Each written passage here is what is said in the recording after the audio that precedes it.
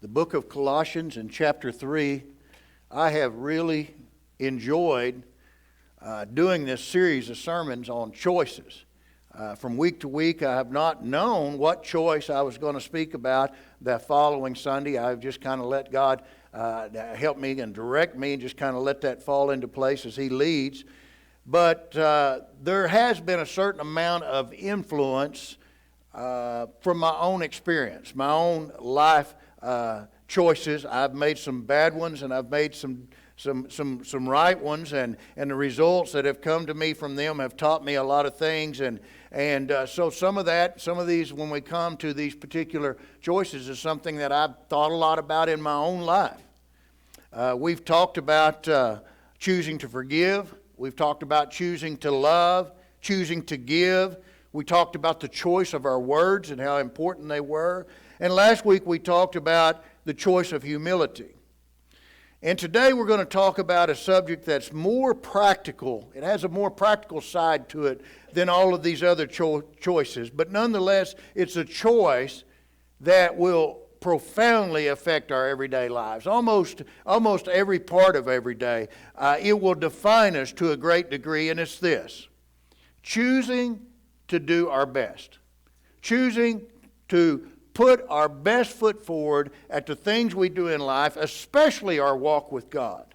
Now, that may not sound very spiritual. It might not sound like a spiritually deep subject for a Sunday morning. At first glance, it might kind of come across as shallow. But when you think about it, the truth of the matter is, whether we go through life doing our best or not, has a major impact on our walk with God, on our incomes, on our jobs. It has a major impact on the way we raise our children. It has an impact on our church attendance. It has an impact on our testimony. It has an impact on our relationships, our jobs, our occupations, our worldly positions, titles, or positions God has put us in. It has an impact on our marriage. All of these things. The fact is, whether we do our best or not affects more areas of our life than any of these other choices that we've talked about. The reality of it is. And the Bible is far from silent on the subject of doing our best. And we're going to have several different Bible verses on the screen throughout our time together. But let's start with our text right now in Colossians chapter 3, one verse in verse 23. And he says, "And whatsoever ye do, do it heartily as unto the Lord and not unto men." What's the implication here? God is simply telling us that He expects us to do our best. It's what He looks for in His children. Of course, you and I have other areas of our life that we need to, that we are pressured, if you will, to do our best. As adults, our boss wants us to do our best. If you're offering some sort of service to the public, those people want you to do your best when you're serving them. You kids, your mom and dad want you to do your best, obviously. Your teachers at school want you to do your best. And with your academics, and your coaches on the field or on the basketball court or any other sport want you to do your best. And as much as that is important, and as much as we want to please our parents and coaches and teachers and bosses and all of that, the motivation should be to please God. The motivation should be to do our best just because God expects that of us. Most parents tell their kids at some point or another, we want you to give 100%. We want you to do your best. And if you give 100%, it may not be better than everyone else's, but at least you know you gave it your best shot. We've all heard that from our parents, and if we're parents ourselves, we probably said it to our children. But the question is, how many of us parents actually expect that of our children? I'm talking about in the sense of accountability, that we follow up, that we hold their feet to the fire, that they're giving their best, that we make sure the effort is there, and that we reward the effort, and that we take time to correct our children when they're not giving any effort, when they're halfway doing things, and that we walk alongside them and demonstrate to them how to do our best. All of these things are very important, but here's the big question that most of us may be embarrassed to try to answer. How many of us as parents actually give our kids an example of giving 100%? Sadly, slothfulness or doing things halfway are passed down from generation to generation. It's not in the genetics, it's not in the DNA, we know that, but it's so hereditary, you would think it was in the genetics. Because it goes from generation to generation. Moms and dads who cannot apply themselves, get out of bed and do something, produce kids who can't do it. And it gets worse with each generation. Moms and dads who won't hold down a job will raise kids that won't be able to hold down a job. Parents who do the bare minimum to get by will raise kids that do the bare minimum. And that's very much the reason why we see so much of our problems in our country. Just this last week, I've talked to you over the last 3 years. We're now right at 3 years into the pandemic. And I've talked to you or alluded to it all along the way, how it's changed our kids.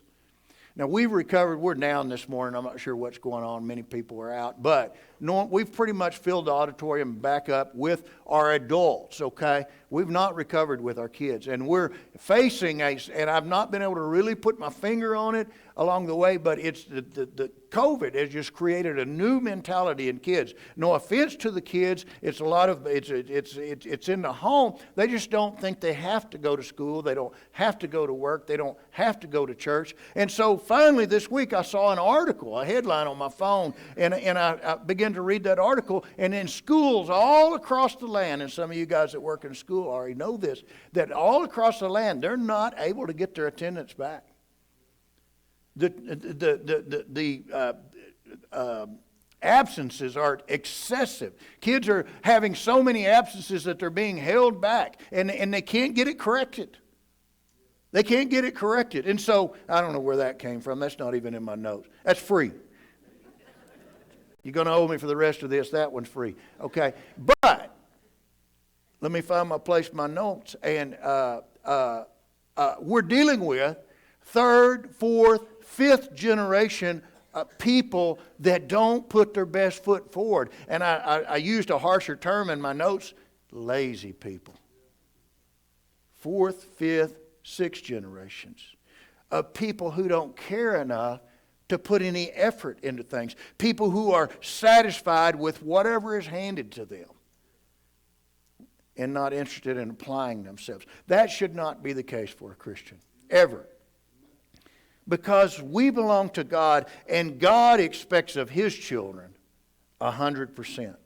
He'll hold us accountable for our efforts or the lack thereof. He wants us to give our best and not almost our best, not nearly our best, but He wants us to give our complete best. 100%. 99.9% is not enough. It's not enough. And if you think 99.9% effort is enough, let me get you to consider this. If that was all that was carried out in life, then 12 newborn babies will be given to the wrong parent daily in our country.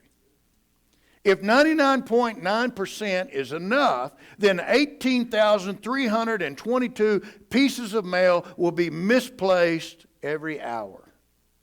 20,000 incorrect drug prescriptions will be written and given to patients.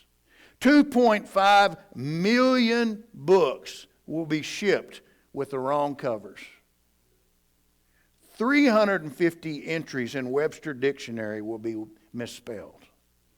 2 planes would land unsafely at Chicago O'Hare Airport each and every day. You say, well, doing our best may not seem like it's not that big a deal. Well, if you were on those 2 planes and landed in Chicago, you'd think it's a big deal. You see, 100% is what God wants from us. That doesn't mean that it's going to make us better than someone else. That doesn't mean that we're going to be the number one, because that's our talents and our gifts and our abilities vary. It's just that we're going to be the one that gave our best, gave everything we had.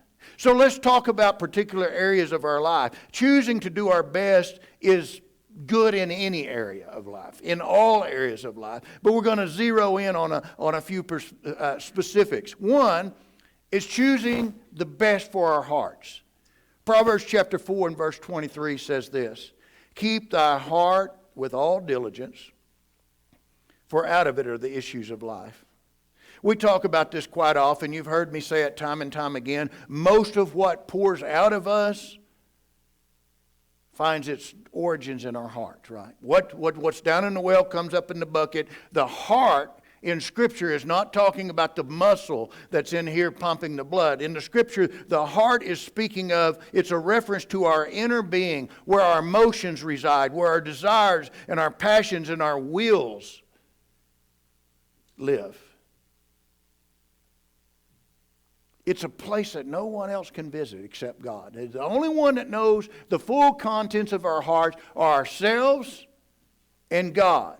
However, others can get a glimpse of the contents of our hearts through our outward behavior, our words, our actions, and our attitudes. And so that verse in 4:23 of Proverbs says, out of it are the issues of life. How many times have you heard someone say, man, that girl's got issues? Right?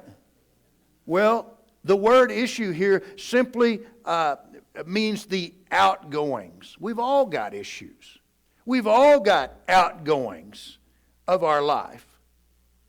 And the outgoings of our life have come from what's inside us, okay? When a person lashes out at someone, there's a reason for that. There's some anger. There's something going on the inside. That doesn't just happen. The source of that is in the heart. There's so many things that we can discuss regarding this subject, but I'm not going to take the time on all of those. But let me just emphasize the importance of doing our best to guard our heart.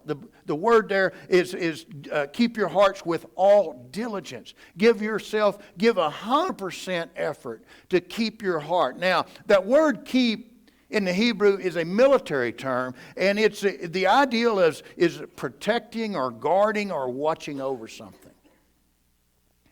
Fortifying, when they use that word keep, it implies fortifying a city. Setting a watch over the city at each gate. So imagine yourself now, with that in mind, keeping our hearts. Imagine your inner self, the part that's on the inside. It's the part that God says, protect it, fortify it, keep it safe. You can't afford to have your heart invaded, because if you're invaded, then the enemy will plunder you, and an invasion will lead to a takeover, and a takeover will lead to the loss of who we are and who God wants us to be. So God says, keep your heart, fortify it, set guards at the gate, if you will. And He says, do it with all diligence. Do it 100%, is what He's saying. How do we do that? By monitoring what comes in. There are 3 gates into our heart. 3 entry points into our heart. And we have to learn to carefully protect them. One is the eyes, the other is the ears, and the other is the mouth. Now, the intake of our mouth might seem insignificant. You say, how's that work? The things you eat and things like that don't affect your heart. Okay. I mean, in a literal sense it may, but not in this sense. But what I'm talking about here is mind-altering things, like drugs and alcohol. Now, I probably wouldn't get an argument from anybody in this auditorium about the use of illicit drugs. We would all agree that, hey, we need to stay away from that, and that shouldn't be done. But in today's Christian world, many would argue that in favor of drinking alcohol. Okay? I'm not going to debate that this morning. I'm not going to fuss with anybody over it. But let me just say this. If alcohol has helped you improve your life and your family, I really would like to hear your story. I'd like to sit down and let you tell me about that. Because I've experienced something totally different. My family, you've heard me say it before, but as far back as we can trace, there's alcoholism. 4 generations for sure. My great-grandfather was a drunk and peddled booze and alcohol in western Oklahoma. This is not the grandparents that raised me. My other grandparents on my dad's side. Owned beer joints there on the state line, and to this day, people speak of him and my grandpa. My grandpa did the same thing. And so my grandpa was one-legged because he was a drunk and wrecked a vehicle and lost his whole leg. My whole life, all I knew is one leg. My grandpa with one leg. Well, he passed that alcoholism down to my dad. My dad just was here this weekend. He left this morning. Enjoyed my time with him. My dad's an alcoholic. He'll admit that. He's been sober for about 15, 20 years now. But he'll say, I was an alcoholic big time. Okay, well, then his son, which is my brother Jack. Most of you know Jack, right? If you've been around here very many years, you've seen my brother when he visited him. It's very obviously something's going on with Jack. He's disabled. He has a horrible brain injury, the result of drinking and driving. Well, then his son, now we're down to the 4th generation, okay? His son, Trey, we buried 3 years ago, almost exactly to the day, because at the age of 33, he drank himself to death. So, if your experience is that alcohol has improved your life and your family, I really would like to hear about it. But you've heard my story. And if there's anybody here, if you're short of water, you just can't find a drink, holler at me. I'll bring you something to drink. If it's that bad. Folks, again, I won't fuss with you, but mind-altering things are a means of God, or not God, but of the enemy getting into our hearts and changing us. There are 2 other entry points, our eyes and our ears. What we see and what we hear. The guarding of those 2 gates cannot be taken too seriously. From the people we listen to what we watch on the television, from our iPhones to our iPads, from our best friend to Best Buy and where we get all our gadgets. It's very important that we determine what content is going to come from those things and whether we should expose ourselves to that content or not. Because it gets in here, guys. And it's not good enough. He says, keep thy heart with all diligence. That's 100%. 99.9% is not good enough in protecting our heart. You know why? Ask some young man that has a pornography addiction. Ask him if 99.9% was good enough, because it started with one image. One image. And it's plaguing our young men, and not just young men, adults, men all across the land. Ask the lady who gossiped herself out of a job, because it all started with just one casual conversation in the workplace. Ask the man who lost his wife and children because of an adulterous affair, and it started with just one little flirtation experience. You see, 99.9% is not good enough. 100%. He says, keep thy heart with all diligence. And another area that we should do our best in is anything that we set our hand to. I'm talking about our job. I'm talking about schoolwork, athletics if you're involved, housekeeping, upkeep of our property, anything we set our hand to, at serving people, if you're doing an act of service to anyone, we should give everything we can. We should put our best foot forward and apply ourselves to it, because how hard we try at those things, how much effort we put into it, is going to determine the outcome. Proverbs chapter 27 and verse 23 says this, "Be thou diligent," there again, 100%. "Be thou diligent to know the state of thy flocks, and look well to thy herds." God, you know what he's saying there? We ought to care about the quality of the things in our life.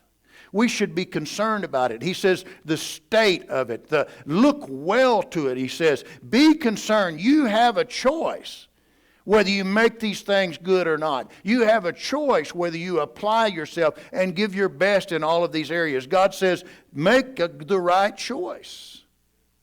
You and I can go through life putting our best foot forward and experiencing much better benefits than if we don't give two rips about the outcome. My younger years were spent that way, and I ended up with just exactly what I put into things. Nothing.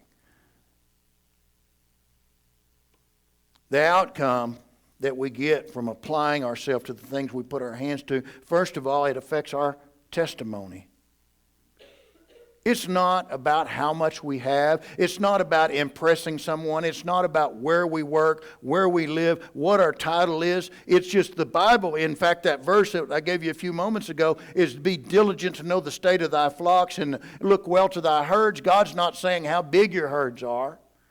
He's not saying how sizable your flocks are. He's just saying look well to the flocks you have and the herds you have. It's not about who has the most or does the most. It's about doing with what you have as best you can and putting your best effort in. And what we do, when we do our best job, put our best effort towards something, that reflects on us personally.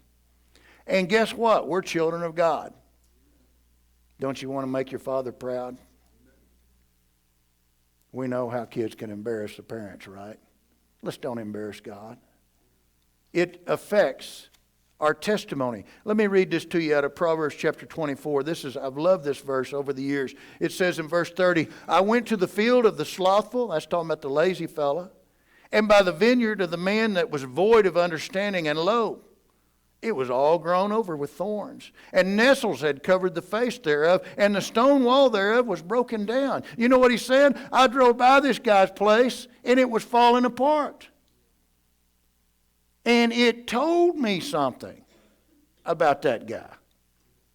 He's lazy. He's slothful. He doesn't have understanding of the importance of the things God has given him. The quality of it speaks to me about him or her or whoever. Our lives tell a story.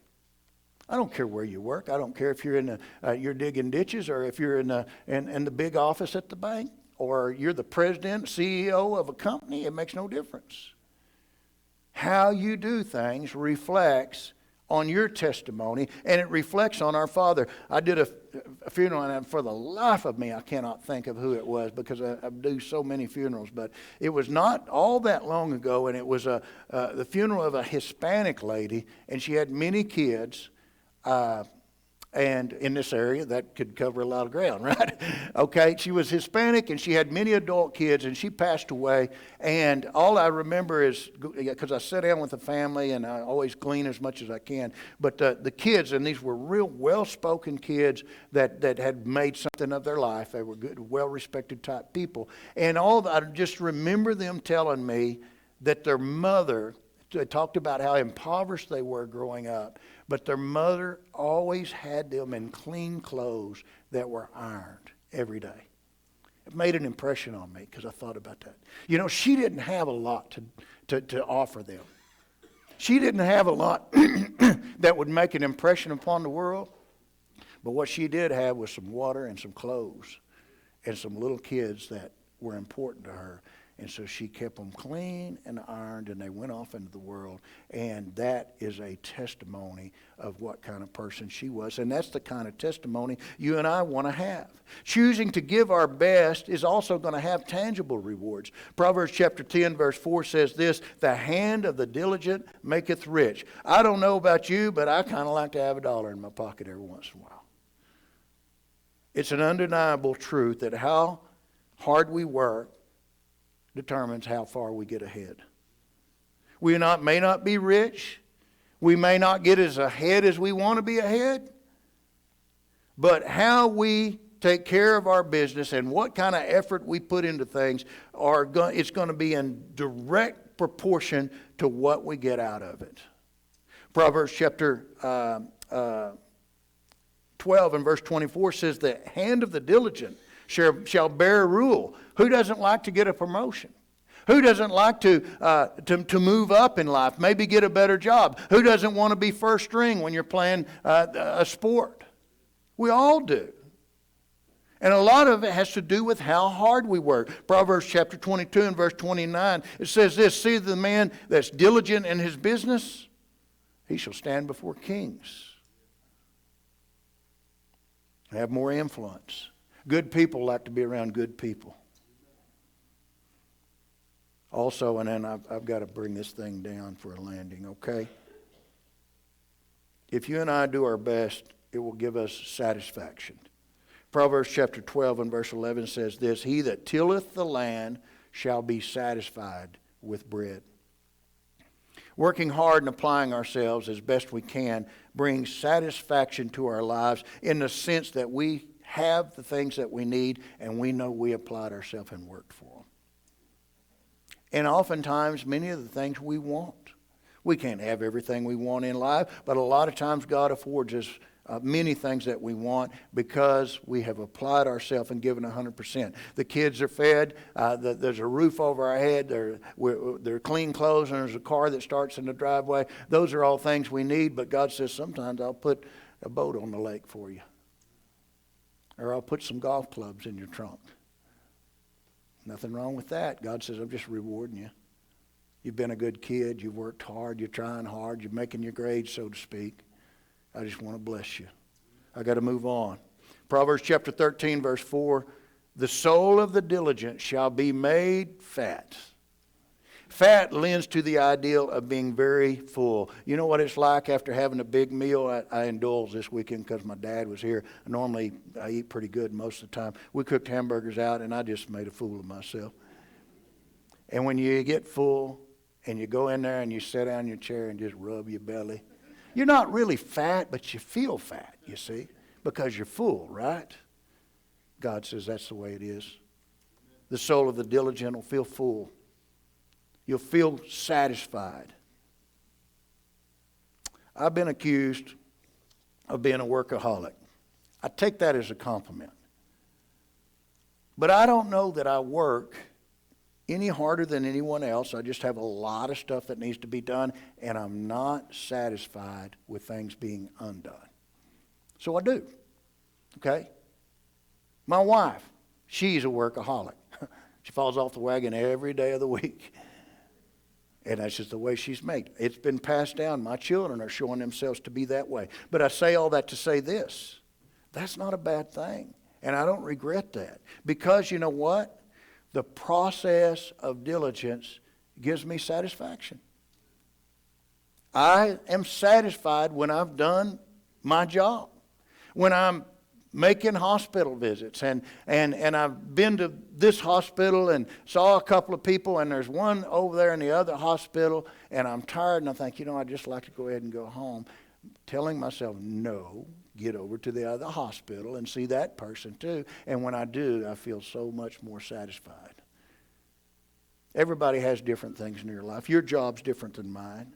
But God builds into mankind to, when they have applied themselves and given 100%, given their best, there's satisfaction. He built that into us, and that's what makes the world go around. And I found, we talk about the haves and the have-nots, I've found that in life it's more about the do's and do-nots most of the time.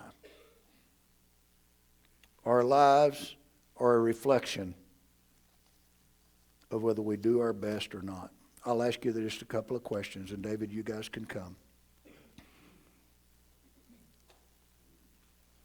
Does God deserve your best? Absolutely, He does. I don't think anybody in here would disagree. Does God expect your best? I say yes. Our text says that whatever you do, do it heartily as unto the Lord and not unto men. Does choosing to give God 100% make a difference? And I want to tell you, yes, it will. If you haven't tried that, why don't you make a commitment today and say, you know what, God, I'm going to start putting my best foot forward in every area of my life.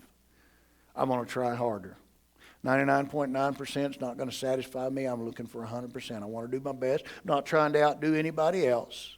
Not trying to be the best. I'm trying to do my best. And you make that commitment to God this morning and say, God, I'm not going to give you any leftovers. I'm giving you what's best. In a month from now, you come back and tell me whether you've been satisfied by it or not. And if you're not, I'll buy you a steak dinner. But I won't have any risk of that happening because you give your best and God will reward it. Let me ask you to stand. As we stand, will you say to God this morning, there's no more halfway. There's no more part way, God. I'm giving you my best in every area of life. As heads are bowed and eyes are closed, God's spoken to your heart. You come. Whatever it takes to do